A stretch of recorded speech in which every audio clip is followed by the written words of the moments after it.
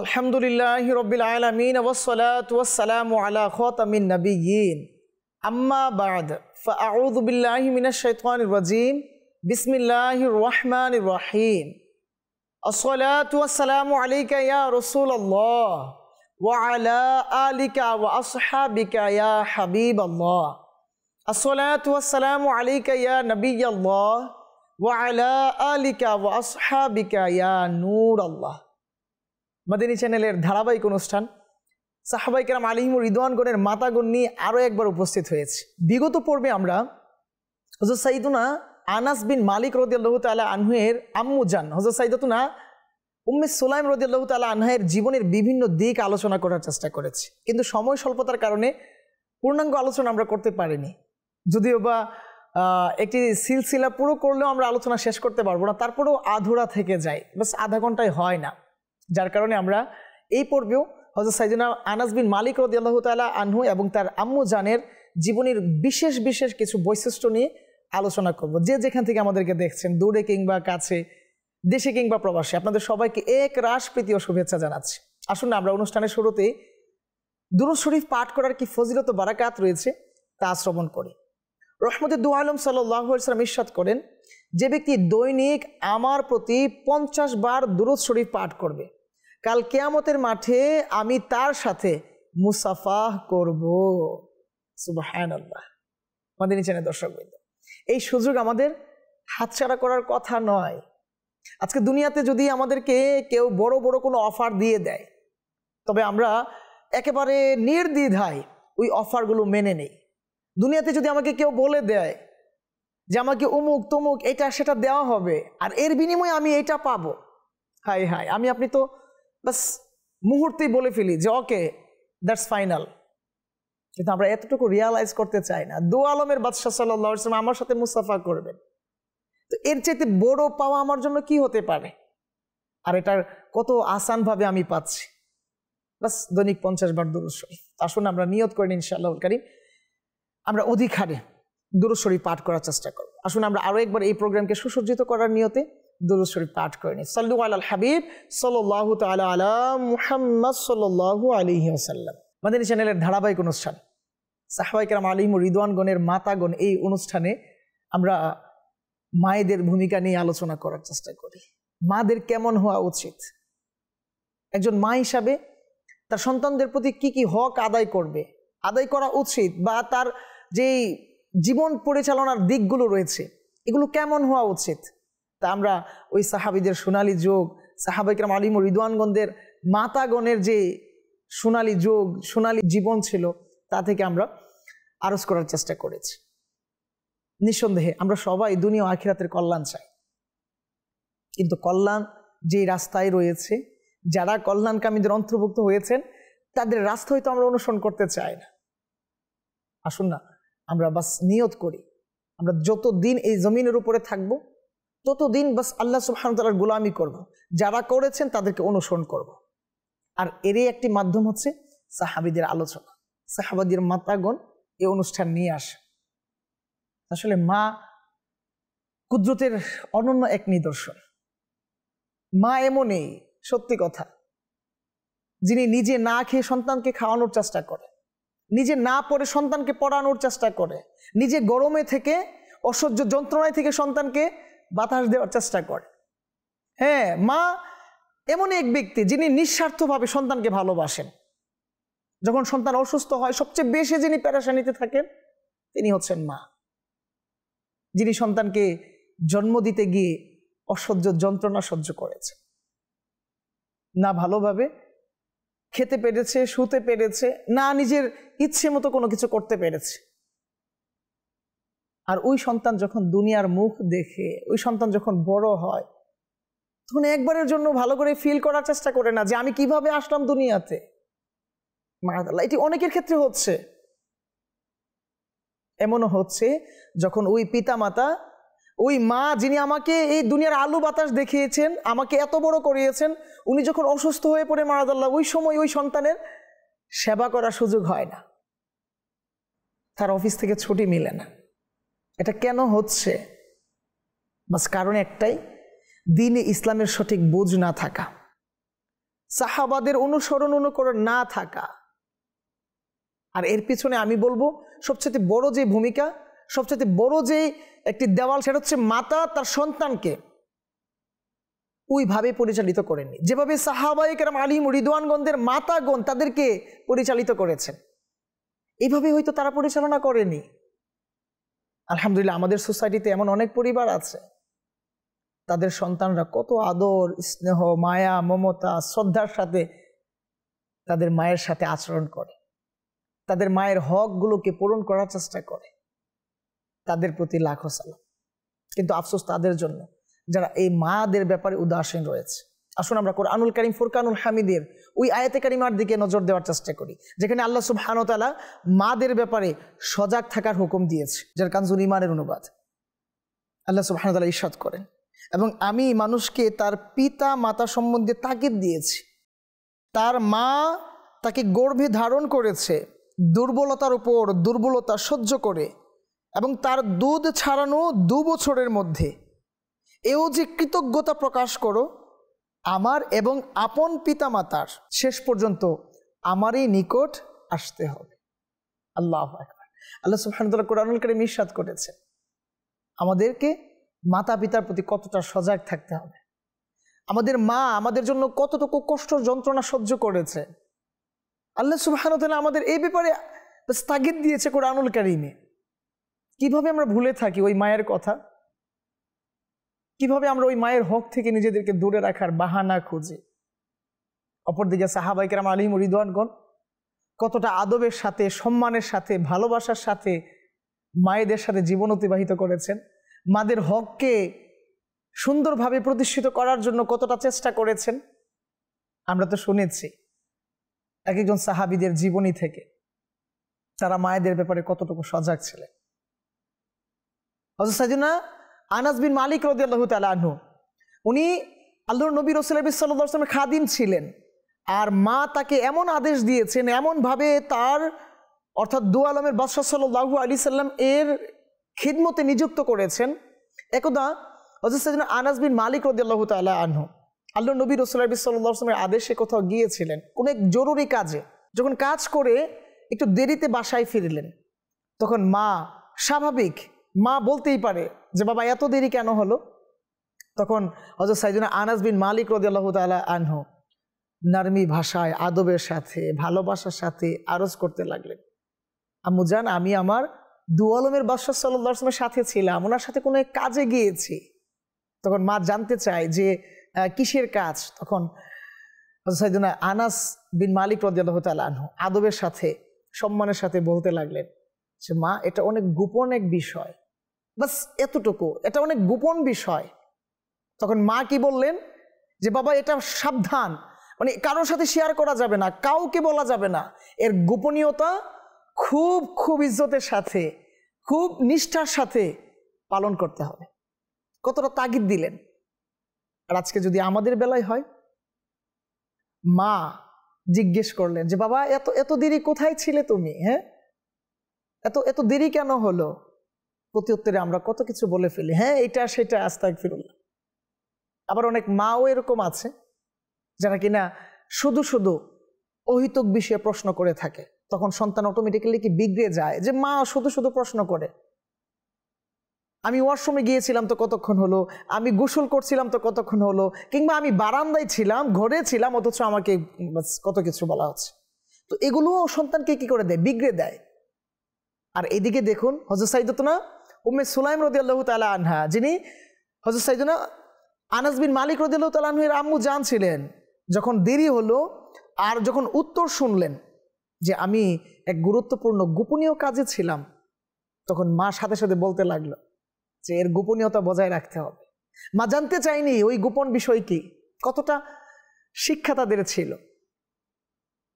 তো বাস এগুলোই আমার আপনার জীবনকে আলোকিত করতে পারে। এগুলো থেকে আমরা বুঝতে পারবো যে আমি কখন আমার কোন সন্তানের সাথে কোন বিষয়ে আলোচনা করব কিংবা করব না। সব বিষয় জানার প্রয়োজন নেই, কিছু কিছু বিষয় জানার কারণে অনেকে কি হয়ে যায়, বিগড়ে যায়।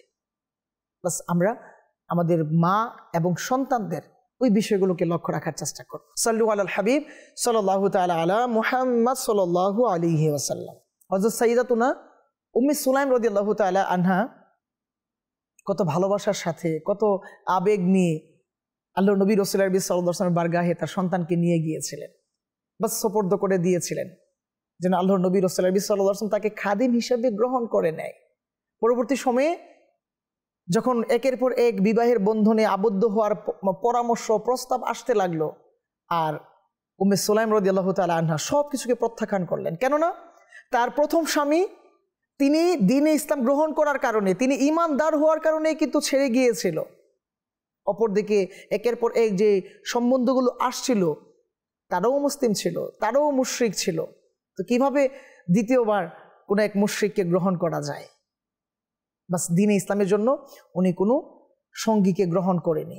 বাস এক সময় এলো যে সময়ে এক মহান মর্দে কালান্দার, এক সাহসী যুবক, এক দ্বীনে ইসলামের প্রতি সহানুভূতিশীল প্রদর্শনকারী ব্যক্তি যখন তাকে অফার করে, বিয়ের প্রস্তাব দেয়, হযরত সাইয়্যিদুনা আবু তালহা রাদিয়াল্লাহু তাআলা আনহু, পরবর্তী সময়ে উম্মে সুলাইম রাদিয়াল্লাহু তাআলা আনহা তার দ্বীনে ইসলামের ব্যাপারে তাকে বোঝানোর চেষ্টা করে, বাস আমি বিবাহের বন্ধনে আবদ্ধ হব তখনই যখন আপনি দ্বীনে ইসলাম গ্রহণ করবেন। আর আবু তালহা আনসারী রাদিয়াল্লাহু তাআলা আনহু তিনিও তার ওই কথাগুলো উপলব্ধি করতে পেরেছেন যে আমি কার ইবাদত করছি, আমি ওই ভণ্ড মাবুদের ইবাদত করছি যে কিনা নিজে চলতে পারে না, নিজে কিছু করতে পারে না, কারো কোনো কাজেও আসে না। এটা কিভাবে হয়? তার মানে আমার ভণ্ড মাবুদের চাইতে উম্মে সুলাইম রাদিয়াল্লাহু তাআলা আনহায়ের যে রব রয়েছেন উনি সর্বশ্রেষ্ঠ, উনি মহান রব, বাস উনার দিকে আমাদের প্রত্যাবর্তন করতে হবে। আর এই চিন্তা ফিকিরের মাধ্যমে আবু তালহা আনসারী রাদিয়াল্লাহু তাআলা আনহু দ্বীনে ইসলাম গ্রহণ করেছে। পরবর্তী সময়ে হযরত সাইয়্যিদুনা আনাস রাদিয়াল্লাহু তাআলা আনহু তাদেরকে বিবাহের বন্ধনে আবদ্ধ করিয়ে দেয়। মোহর হিসাবে বাস দ্বীনে ইসলাম ছিল। এর পরবর্তী সময়ে আল্লাহর নবী রাসূলুল্লাহ সাল্লাল্লাহু আলাইহি সাল্লাম যখন মদিনা শরীফে তাশরিফ রাখেন, এই মদিনা শরীফে তাশরিফ রাখার পিছনে অনেক চমৎকার ঘটনা আছে। হ্যাঁ, আল্লাহর নবী রাসূলুল্লাহ সাল্লাল্লাহু আলাইহি সাল্লাম যে হিজরত করবেন, এই হিজরত করার পূর্বে মদিনাবাসী যারা রয়েছেন উম্মে সুলাইম রাদিয়াল্লাহু তাআলা আনহা এবং আবু তালহা আনসারী রাদিয়াল্লাহু তাআলা আনহু সহ আরো অনেক সাহাবী রাসূলগণ আল্লাহর নবী রাসূলুল্লাহ সাল্লাল্লাহু আলাইহি ওয়াসাল্লাম ভালোবাসায় বিভোর ছিলেন।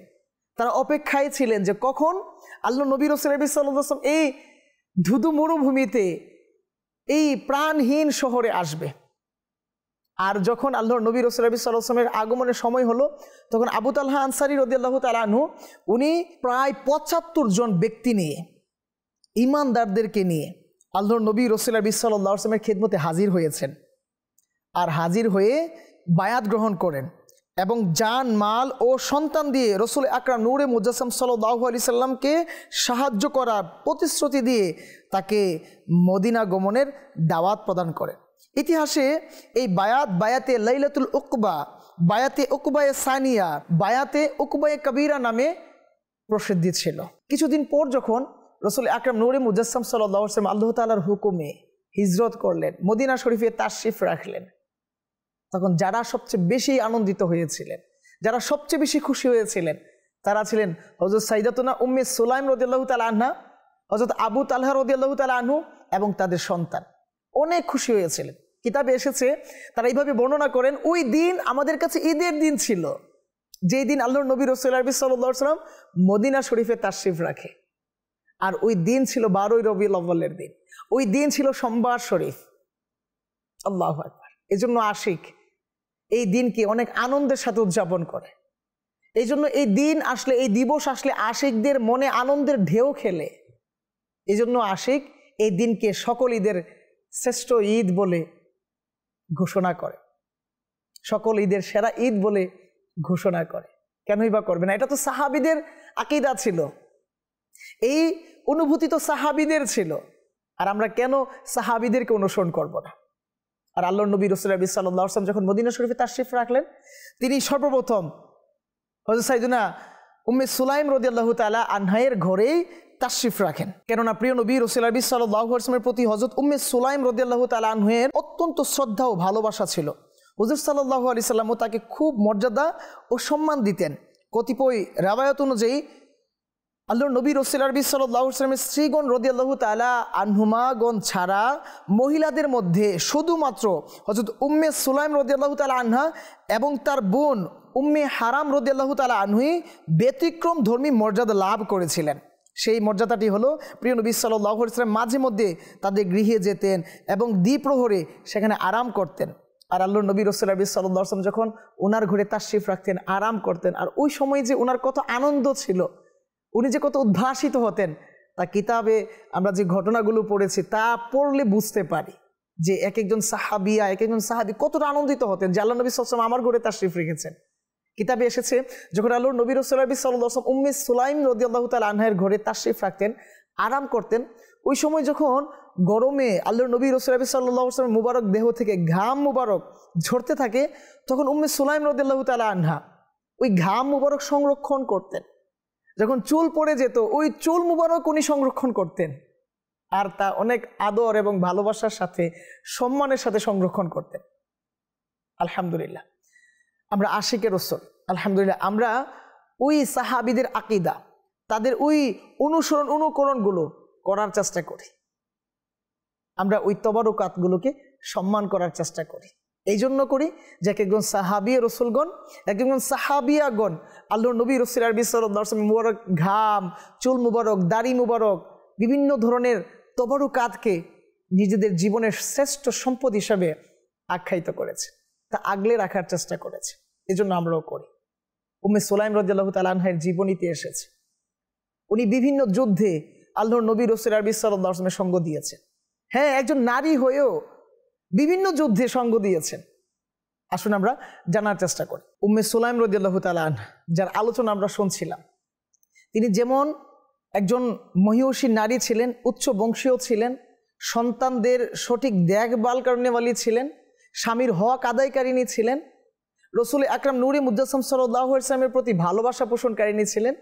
তার পাশাপাশি রাসূল আকরাম নূরে মুজাসসাম সাল্লাল্লাহু আলাইহি ওয়াসাল্লামের সাথী হিসেবে, সঙ্গী হিসেবে বিভিন্ন ধর্মীয় যুদ্ধেও অংশগ্রহণ করেছেন। এর মধ্যে উনি উহুদের যুদ্ধে অংশগ্রহণ করেন।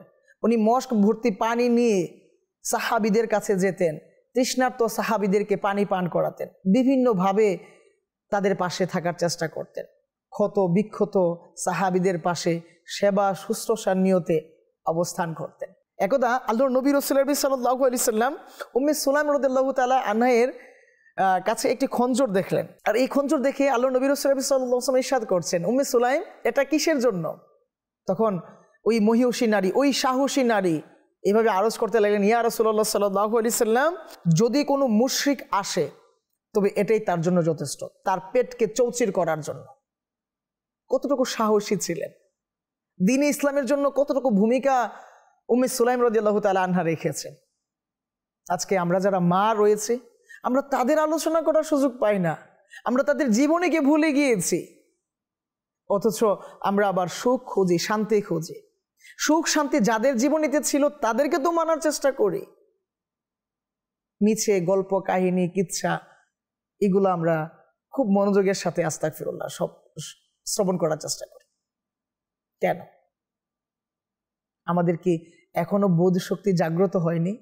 আমরা আমাদের চোখের সামনে কি দেখিনি ওই সন্তানটা যার পিছনে মা অনেক সময় অতিবাহিত করেছে, অনেক শ্রম অতিবাহিত করেছে, অনেক পরিশ্রম ঢেলেছে, কিন্তু একটা সময় এসে ওই সন্তান তাকে ডিনাই করলো?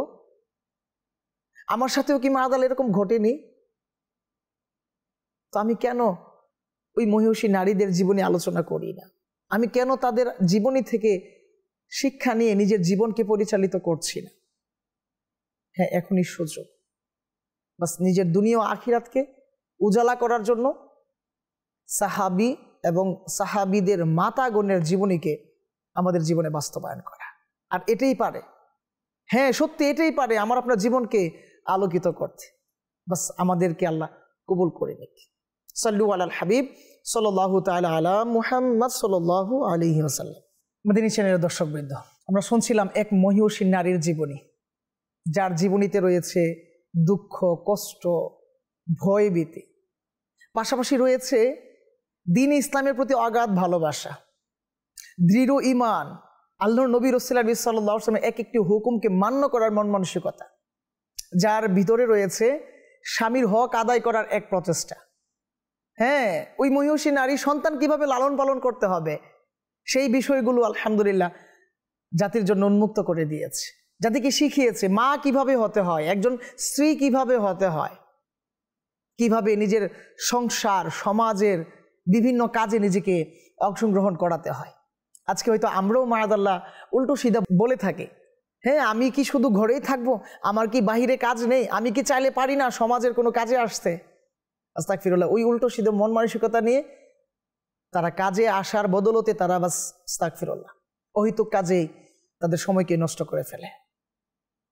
তারা না নিজের কোনো কল্যাণ সাধন করতে পারে, না কোনো সমাজের, না কোনো বাস আমরা আজ এগুলো দেখছি। হ্যাঁ, তবে তখনই সম্ভব যখন সাহাবিয়াদের জীবনী তারা নিজেদের জীবনে লালন পালন করবে। উম্মে সুলাইম রাদিয়াল্লাহু তাআলা আনহার জীবনে আমরা এরকম অসংখ্য ঘটনা শুনেছি। আল্লাহ নবী রাসূলুল্লাহ সাল্লাল্লাহু আলাইহি ওয়াসাল্লামকে ভালোবেসে উনার খিদমতে বিভিন্ন ধরনের উপহার উনি পেশ করতেন। একদা আবু তালহা রাদিয়াল্লাহু তাআলা আনহু উম্মে সুলাইম রাদিয়াল্লাহু তাআলা আনহাকে এভাবে বলতে লাগলেন যে আল্লাহ নবী রাসূলুল্লাহ সাল্লাল্লাহু আলাইহি ওয়াসাল্লামের মেহমানদারি করাবো যদি কোনো খাবার দাবারের ব্যবস্থা করা হয়। উম্মে সুলাইম রাদিয়াল্লাহু তাআলা আনহা আনন্দের সাথে ওই প্রস্তাব গ্রহণ করে এবং খাবার দাবার এর ব্যবস্থা করে। তখন আল্লাহ নবী রাসূলুল্লাহ সাল্লাল্লাহু আলাইহি সাল্লাম তার সাহাবীদেরকে নিয়ে, তার সাথীদেরকে নিয়ে উম্মে সুলাইম রাদিয়াল্লাহু তাআলা আনহার ঘরে তাশরিফ রাখে। তখন উম্মে সুলাইম রাদিয়াল্লাহু তাআলা আনহা এবং তালহা রাদিয়াল্লাহু তাআলা আনহু ওনারা বাস এই সাথীগণদেরকে দেখে, এত সংখ্যক সাহাবীদেরকে দেখে অনেকটা বিচলিত হয়ে যায় যে আমাদের খাবার তো অল্প স্বল্প, আর আমরা শুধুমাত্র রাসূল আকরাম নূরে মুজাসসাম সাল্লাল্লাহু আলাইহি ওয়াসাল্লাম মেহমানদারি করার নিয়ত করেছিলাম, কিন্তু এত সংখ্যক সাহাবীদেরকে আমরা কিভাবে মেহমানদারি করাবো।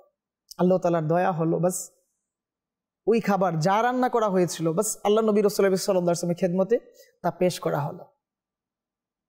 আল্লাহ নবী রাসূলুল্লাহ সাল্লাল্লাহু আলাইহি ওয়াসাল্লামের জন্য যে খাবার রান্না করা হয়েছিল ওই খাবার আল্লাহ নবী রাসূলুল্লাহ সাল্লাল্লাহু আলাইহি ওয়াসাল্লামের সামনে যাওয়ার বদলতে এত বরকত হলো যে সমস্ত সাহাবীরা ওই খাবার পরিতৃপ্তির সাথে খেয়ে নিল।